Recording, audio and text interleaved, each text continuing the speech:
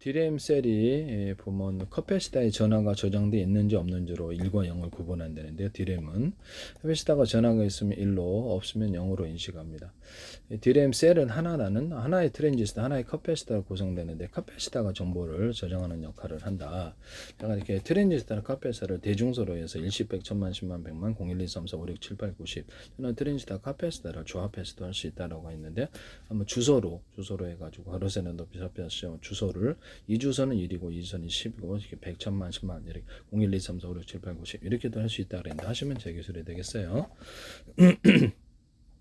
트랜지스터 크기, 카패시터 크기를 대중수로 해서도 만드시면 제 기술입니다. 이걸로도 그렇게 할 수 있다.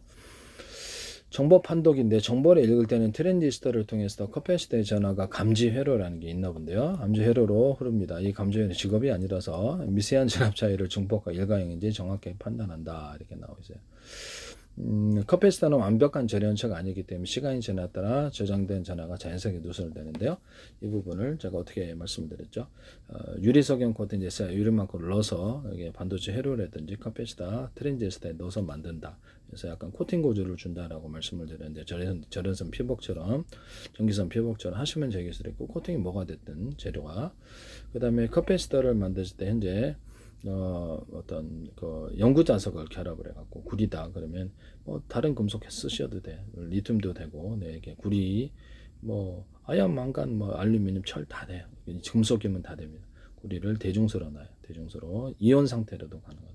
여기다가 인, 비소, 질소 이것들도 그렇게 그다음에 흑연이나 탄소가루를 넣어주는데 그것도 대중소로 넣어줘요. 적어도 2사이즈 이상. 그리고 옆에 연고 자석을 반응하도록 놔줘요. 이것이 이제 전기장이 이쪽 저쪽으로 돌아다니면서 전화 차이, 어떤 뭐랄까 전이차라든지 전도 차이로 인해서 이렇게 틀리게 이렇게 움직이고요. 그것이 자기장을 자극합니다. 전구장을 자극해서 전기를 추가로 생성해서 오랫동안 정보를 머무는데 이걸로 프로테인 계를 만들 수가 있어요. 커패시터도 만들 수 있고 트랜지스터도 만들 수 있는데요. 하시면 제 기술입니다. 연고자석의 크기나 여러 개 개수를 연고자석도 대중소로 놔줄 수 있잖아요. 한 개만 넣는 게 아니라 여러 개를 구간에 섞어주면은 좀 더 많은 전기가 생산되겠죠. 그래서 초전력, 전력도 굉장히 적게 먹고 계속해서 이렇게 정보를 리프레시해야 되는 계속해서 이렇게 전기를 넣어줘야 되는 디램의 방식을 완전히 없앨 수 있는 것이죠. 플로팅 게이트도 만들 수도 있고요. 이걸로. 그래서 지금의 디램을 완전히 대체할 것으로 저는 생각하고 있습니다. 이 감지 회로 부분을 제가 몰랐는데요. 제가 저도 이제 배워나가는 중이라서 디램의 감지 회로를 잠깐 보겠습니다. 어떻게 되는지. 디램의 감지 회로는 메모리 셀의 작은 전화 변화, 데이터 1과 0을 감지하여 디지털 신호로 중복시키고 데이터를 임시 저장하고 비트라인 통해 다시 셀로 되돌려보는 역할 핵심 회로다. 이 방식을 하셔도 돼요. 이 방식을 하셔도 되고 감지 회로를 통해서 아니면 MR 센서가 좀 빨라지면 수십 나노초까지도 가능하다니까 MR 센서로 이것을 어차피 연고 자석을 건드리기 때문에 MR 센서로도 이것을 이렇게 자기장이 있느냐 없느냐 간접적으로 알 수가 있는데요. 작동하느냐, 전기가 있느냐, 작동하느냐 이걸 통해서 1과 0으로 할 수 있기 때문에 크기를 따라서 대중소는 1십, 100, 1000만, 10만 명, 0, 1, 2, 3, 4, 5, 6, 7, 8, 9, 10 이렇게 할 수 있어요. 그래서 이 핵심 회로가 감지 회로인데 자동 중폭기 구조를 기반으로 해서 디램 성능과 직결된다. 그래서 전하를 감지하는 데 작동 원리는 메모리 셀의 카패시터에 저장된 미세한 전하가 비트라인으로 이동한 비트라인의 전압이 아주 미세하게 변한다. 자동 중폭. 감지하는 쌍으로 이루어진 비트라인의 미세한 전압 차이를 감지하고요. 이 차이를 중폭시켜서 0과 또는 1에 해당하는 큰 전압 신호로 만든다. 여기서 자동 중폭, 감지회로라는 게 데이터 보고 및 재저장, 중폭된 신호는 데이터로 출력이 되고요. 동시에 원래 셋러 전화를 보충해서 데이터 손실을 막고 리프레시를 막고 비트라인 원래 상태 그러니까 전기를 빼가지고 그것을 전기가 있는지 없는지를 파악한다는 이 뜻인 것 같은데요. 전기를 빼서 이렇게 파악한다 이렇게 이 부분인데 제 방식의 MR 센서가 만약 수십 나노초까지 가능하다니까 이걸로 극각적으로 전기가 있는지 없는지 하고 파악하거나 전기를 이제 없는 상태로 만들고 싶다 그러면 역전압을 걸어서 이렇게 걸었다가 이렇게 걸어서 뺄 수 있거나 다른 방향으로 빼버리면 되니까 전류를 그렇게 해갖고 할 수도 있어요. 이 방법도 하셔도 제 기술이 되겠다. 뭐 다른 방향에서 이렇게 빼버리면 되죠. 전기를 이렇게 다른 방향을 하나 어떻게 전기선을 놔가지고 데이터 무결성 뭐 한선이나 뭐 어떻게 몇 선을 그다음에 그 LED 반도체나 카페시타 같은데도 전기를 여러 선 회선을 여러 선을 넣어서 한 선 넣을까 두 선 넣을까 세 선 넣을까 해서 가지고 전기양을 틀리게 넣는 기술에 대해서 말씀을 드렸고요. 저는 전기선의 구리선을 대짜리, 중짜리, 소짜리다. 일반적으로 구리선 쓰니까 이렇게 해서도 전기양을 많이 넣을 수도 있고 중간 이렇게 이것은 방막 트랜지스터를 해서 써가지고 빛의 밝기를 조절하고요. 방막 트랜지스터 대짜리, 중짜리, 소짜리하고 전극을 여러 개 넣고 전선을 한 개 넣을지 두 개 넣을지 세 개 넣을지 언어프를 쓸 수 있다는 거예요. 전류양을 차등해서 넣어준다는 거죠. 그래서 트랜지스터도 카패시터도 이와 같은 방법으로 해서 전류양을 틀리게 넣어서 한 선 넣는지 두 선 넣는지 그렇죠. 일시백천, 일시백천만, 십만, 백만, 0, 1, 2, 3, 4, 5, 6 전류양을 따라서도 틀리게 이렇게 판단할 수 있다는 것을 말씀을 드립니다.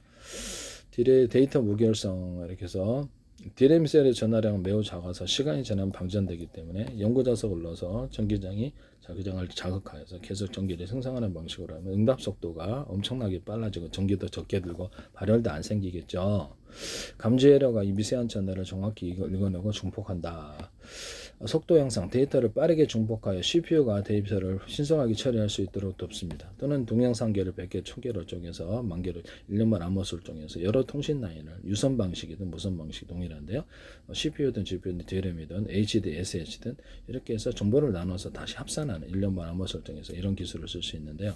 슈퍼컴퓨터다 그러면 100개다. 그러면 이게 뭐 100개의 컴퓨터에다 연산을 나눠주고 다시 합산하고 통신칩이다 그러면 이렇게 대짜리, 중짜리, 소짜리 대짜리가 이제 직렬로 쓰고 나머지는 병렬로 해가지고 50%를 얘가 처리하고 나머지는 이렇게 처리한다는 거죠.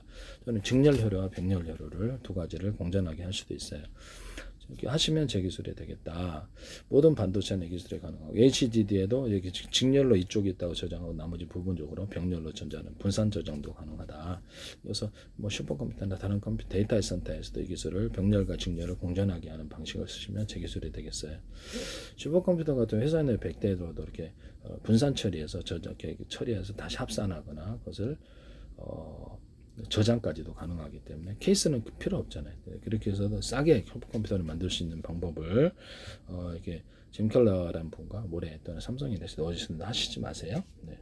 현재 있는 데스크탑에도 이렇게 데스크탑 노트북, 어떤 모뎀 아니면 셋톱박스, 되게 TV 모든 가전 모든 부분에도 기판이 여러 개 있는 구조 또는 그것이 하나의 기판인데 안에가 실제로 대짜리 중짜리에서 여러 개 기판이 하나로 뭉쳐져 있는 거라서 여러 개가 하나가 돼 있는 이 기술을 쓰시면 제 기술 전극도 각각 들어가고요.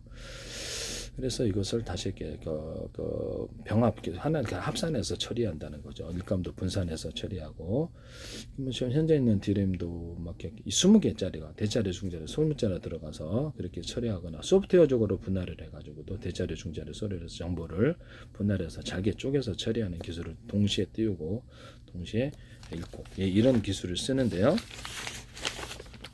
하시면 되겠죠. 제 거 안 쓸 수가 없어요. 솔직히 얘기를 하면요. 안 쓸 수가 없는 이런 방식이라는 걸 말씀을 드립니다.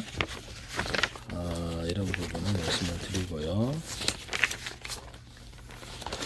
뭐를 좀 찾고 있는데요.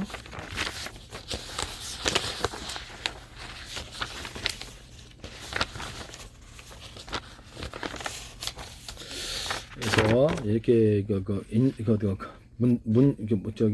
문단이 있다, 글이 있다 그러면 문서가 있다 그러면 여기서부터까지 우리는 클럭수를 높여서 착착착 읽어야 되잖아요. 그게 아니고요.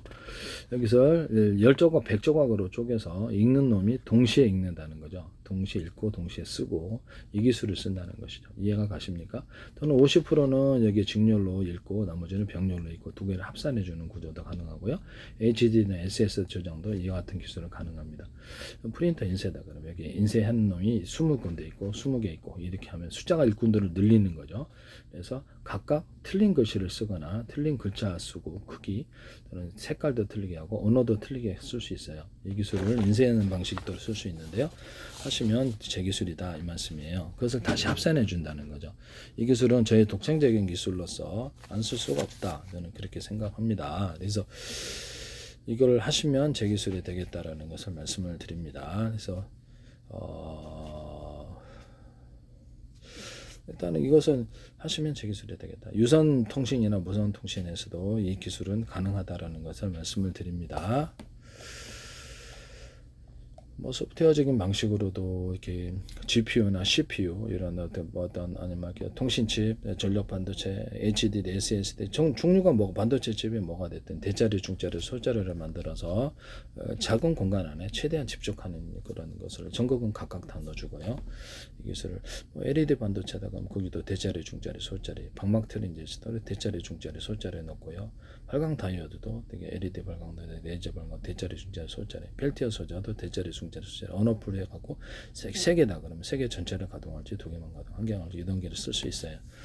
10개짜리도 있을 수 있겠죠. 디램 같은 게 막 10개, 20개짜리 나가지고 직렬로 큰 놈이 처리를 하고 정보양을 나머지 이렇게 대자리, 중자리, 소자리 저것도 두 사이즈 이상. 그래서 나머지 작은 놈들이 병렬 처리하고 이런 게 통신칩도 또 소프트웨어적으로도 정보를 대자리, 중자리, 플로팅 게이트도 이걸 할 수 있는데요. 플로팅 게이트에서도 이게 뭐 SSD나 아니면 플래시 메모리에서도 대자리, 중자리, 소자리에서 정보를 나눠서 처리를 직렬과 병렬로 하시면 제 기술이 되겠습니다. 회로 자체를 직렬과 병렬을 하든지 큰 놈이 직렬을 하고 나머지를 병렬로 해서 정보를 나눠서 저장하거나 나눠서 처리하고 다시 읽고 쓰고 어떻게 불러드린다는 거죠.